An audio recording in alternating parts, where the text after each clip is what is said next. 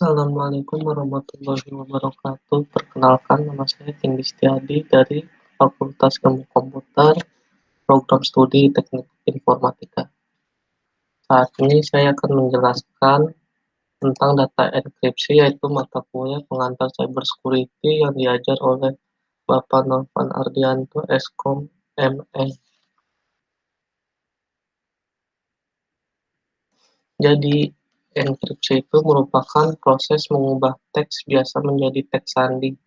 Dalam istilah yang lebih sederhana, enkripsi mengambil data yang dapat dibaca dan mengubahnya sehingga tampak acak. Enkripsi memerlukan penggunaan kunci enkripsi, yaitu sekumpulan nilai matematika yang diketahui pengirim dan penerima pesan terenkripsi. Meskipun data terenkripsi tanpa acak, enkripsi berlangsung dengan cara yang logis dan dapat diprediksi, sehingga pihak yang menerima data terenkripsi dan memiliki kunci yang digunakan untuk mengenkripsi data dapat mendekripsi data, mengubah kembalinya menjadi teks biasa. Sejarah singkatnya, enkripsi didasarkan pada ilmu kriptografi. Kriptografi berasal dari bahasa Yunani yaitu kriptos, artinya secret atau rahasia. Sedangkan graphein artinya writing, artinya tulisan. Kriptografi sudah lama digunakan oleh tentara Sparta di Yunani pada permulaan tahun 400 sebelum Masehi. Mereka menggunakan alat yang namanya Skytel. Ya, Skytel.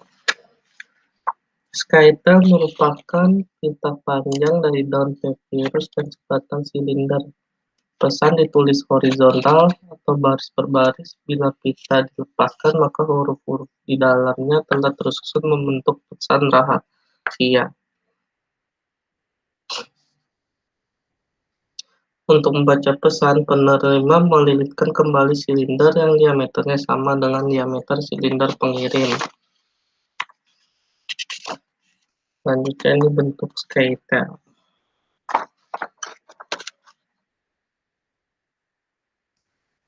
Aspek keamanan kriptografi yaitu ada 4. Yang pertama, kerahasiaan. Kerahasiaan yang dimaksud adalah layanan yang ditujukan untuk menjaga agar pesan tidak dapat dibaca oleh pihak-pihak yang tidak berhak. Yang kedua, integritas data adalah layanan yang menjamin bahwa pesan masih asli atau utuh atau belum pernah dimanipulasi selama pengiriman.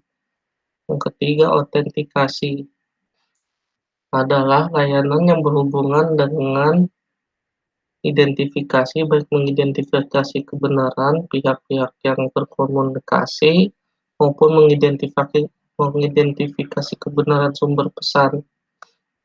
Yang keempat, non-repudiation adalah layanan untuk mencegah entitas yang berkomunikasi melakukan penyangkalan, yaitu pengirim pesan menyangkal melakukan pengiriman atau penerima pesan menyangkal telah menerima pesan. Selanjutnya, apa itu pesan, plaintext, dan ciphertext? Pesan adalah data atau informasi yang dapat dibaca dan dimengerti maknanya. Nama lain untuk pesan adalah plaintext atau teks jelas, clear text. Bentuk pesan yang tersandi disebut ciphertext atau kriptogram. Ciphertext harus dapat ditransformasi kembali menjadi plaintext.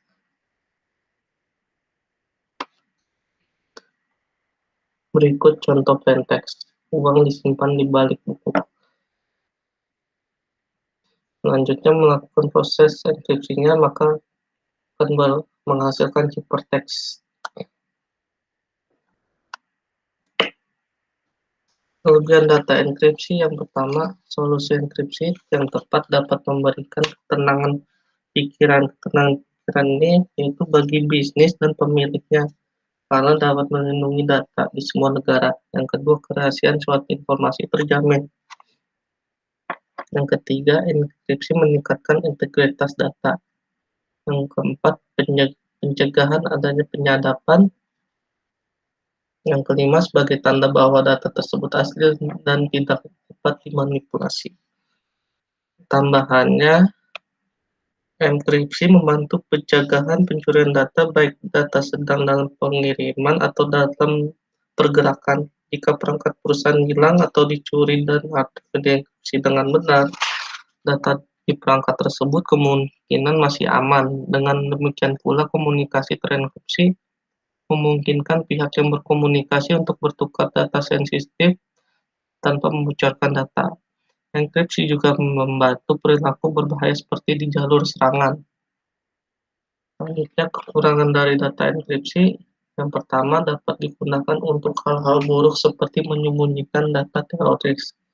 Dapat dipakai untuk ada penjahat berkomunikasi. Yang ketiga, bila pengguna lupa atau kehilangan kunci enkripsi, maka data tidak akan dikembalikan seperti sebelumnya.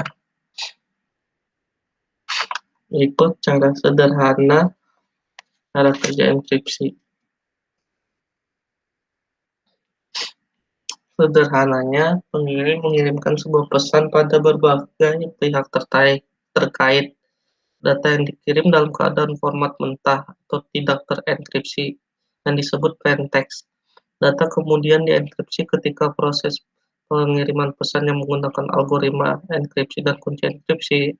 Proses ini menghasilkan bentuk data baru agar tidak mudah dibaca oleh yang tidak berkepentingan, yang disebut ciphertext. Ciphertext ini hanya dapat dibaca jika dipecah terlebih dahulu dengan menggunakan kata kunci yang cocok dengannya. Proses mengubah bentuk dari ciphertext ke plaintext disebut dekripsi.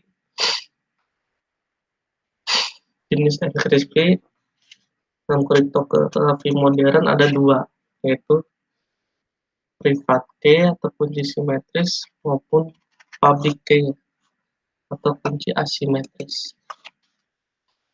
Kunci simetris ini yaitu algoritma yang disebut simetris karena memiliki kunci yang sama dalam proses enkripsi dan dekripsi, sehingga algoritma ini juga disebut algoritma kunci tunggal atau algoritma satu kunci. Berikut gambaran kunci simetris. Ini memiliki private key yang sama. Jenis algoritma kunci simetris berikut ini. Ada DES, data encryption standar. DES ini merupakan algoritma block cipher yang populer yang telah digantikan menjadi AES. Algoritma DES memiliki kelebihan di mana algoritma ini lebih baik dibandingkan algoritma SOR yang lain. Algoritma DES tidak digunakan lagi karena dengan serangan brute force pada sistem paralel computing yang telah berhasil memecahkan algoritma ini dengan mudah.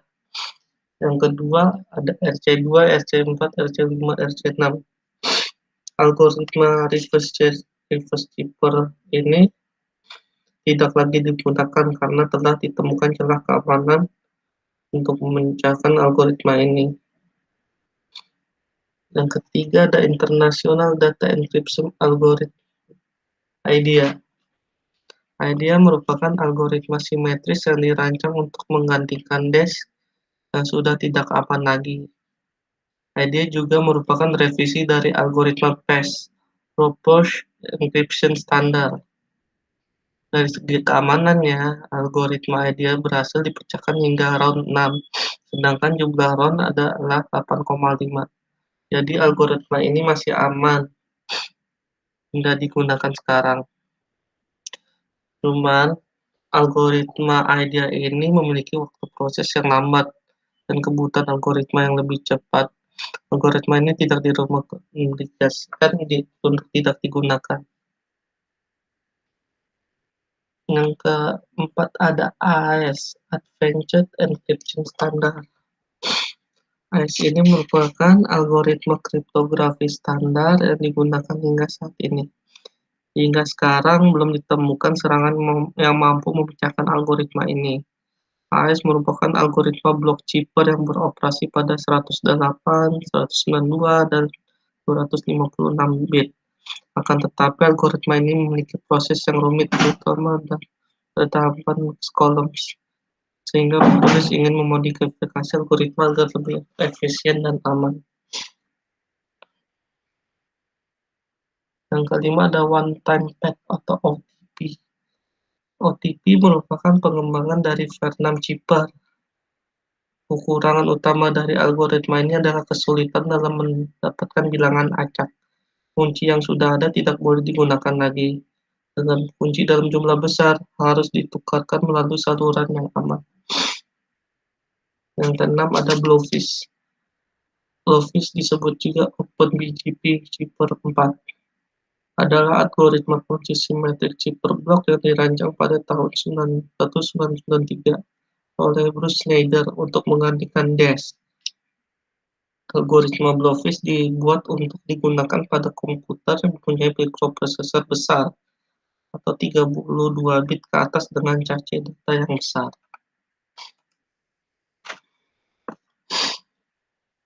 Selanjutnya kunci asimetris. Kunci asimetris algoritma ini disebut asimetris karena kunci yang digunakan untuk enkripsi berbeda dengan kunci yang digunakan untuk enkripsi. Kunci yang digunakan untuk enkripsi ada kunci publik atau public key, sehingga algoritma ini juga disebut dengan algoritma kunci publik. Berikut gambaran dari kunci asimetris. Jenis algoritma kunci asimetris ada DSA, Digital Signature Algorithm. DSA merupakan algoritma tanda tangan digital asimetris yang dirancang oleh NIST. Kelemahan dari algoritma ini yaitu tidak boleh menggunakan kunci yang sama untuk 2 kali. Yang kedua ada RSA. RSA terletak pada kesulitan memfaktorkan bilangan integer besar. Apabila terdapat superkomputer yang mampu melakukan faktorisasi bilangan besar secara cepat, maka kemungkinan algoritma RSA akan terbongkar dan tidak aman lagi. Kecepatan RSA memiliki kecepatan yang lambat dibandingkan algoritma asimetris lainnya. Yang ketiga ada Diffie-Hellman. Merupakan algoritma pertukaran kunci. Algoritma ini tidak bisa digunakan untuk mengenkripsi data, karena algoritma ini sifatnya hanya sebagai pembangkit algoritma. Adalah serangan man-in-the-middle attack. Yang keempat ada elliptic proof cryptography.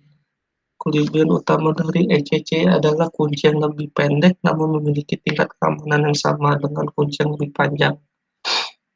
Contoh kuncinya panjang 160 bit menyediakan keamanan yang sama dengan 1024 bit RSA. Secara keamanan, algoritma ini belum teruji dan belum dianalisis dengan baik. Yang kelima, kriptografi kuantum, yaitu kriptografi yang menggunakan prinsip mekanisme kuantum yang belum pasti untuk menjamin keamanan distribusi kunci. Kriptografi kuantum relatif lebih aman namun mahal dalam implementasinya. Berikut ini perbedaan kunci simetris dan kunci asimetris. Kunci simetris hanya membutuhkan satu kunci untuk enkripsi dan dekripsi, sedangkan enkripsi kunci asimetris membutuhkan 2 kunci, satu untuk mengenkripsi dan yang lainnya untuk mendeskripsi. Kemudian enkripsi kunci simetris, ukuran teks sandi sama atau kecil dari teks biasa. Untuk enkripsi kunci asimetris, ukuran teks sandi sama atau lebih besar dari teks biasa, dan lain-lain.